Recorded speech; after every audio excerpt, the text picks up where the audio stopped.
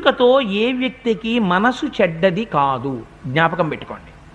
మనసే చెడ్డదైతే, అన్ని కాలముల యందు చెడ్డ మనస్సు కలవాడే అయితే ఆ మనసు మారడం, ఆ మనిషి మారడం అన్నది ఉండదు.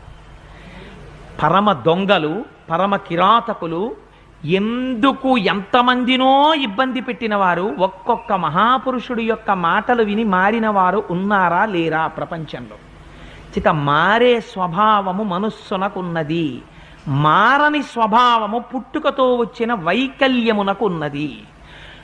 ఒక చెయ్యి చచ్చుపడిపోయి పుట్టాడనుకోండి, ఆ చెయ్యి మళ్ళీ మారకపోవచ్చు, ఆ చెయ్యి మళ్ళీ పని చేయకపోవచ్చు. ఒక కన్ను చూడలేని విధంగా పుట్టాడనుకోండి, ఆ కన్నిక చూడకపోవచ్చు.